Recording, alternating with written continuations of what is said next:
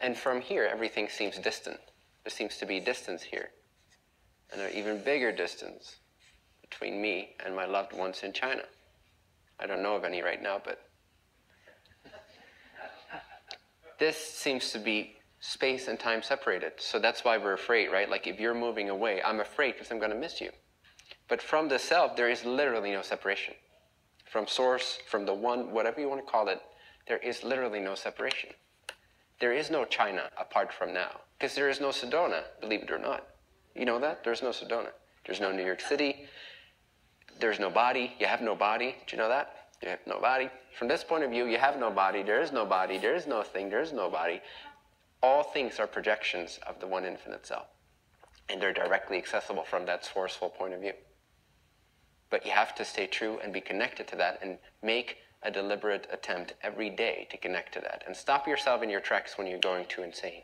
And again, when you catch yourself going insane, trust me, you went insane minutes before that, if not hours or days.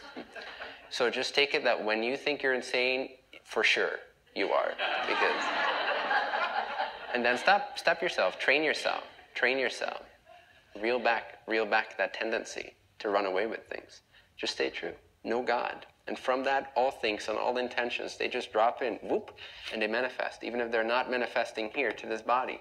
Whatever the true, inspirational, higher consciousness-based intentions and inspirations are for your entity, for your theme of expression, through this void self, they will manifest without you needing to make any effort in the conventional sense of effort. Does that make sense?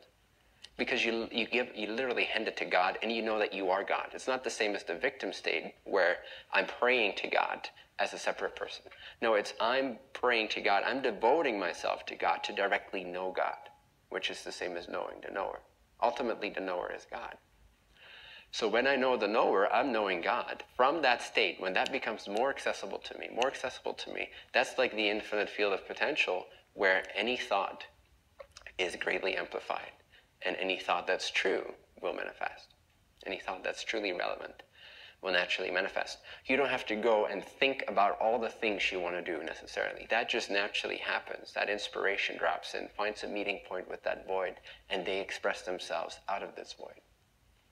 You don't have to go and do it as a physical body, is what I'm saying. Rarely. Well, certain things, if you want to play a game of sports, obviously you're going to use your body. But then again, it doesn't feel like you are doing that with the body. It feels like that's another manifestation of the self. It's running. It's running. It's running. You're not the body doing the running and then not doing the running. That would be sad because you love running so much.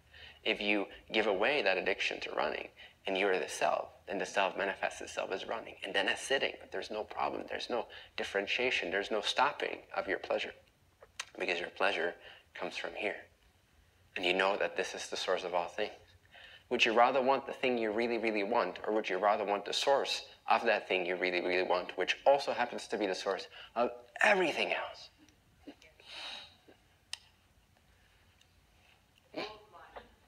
The gold mine, that's right.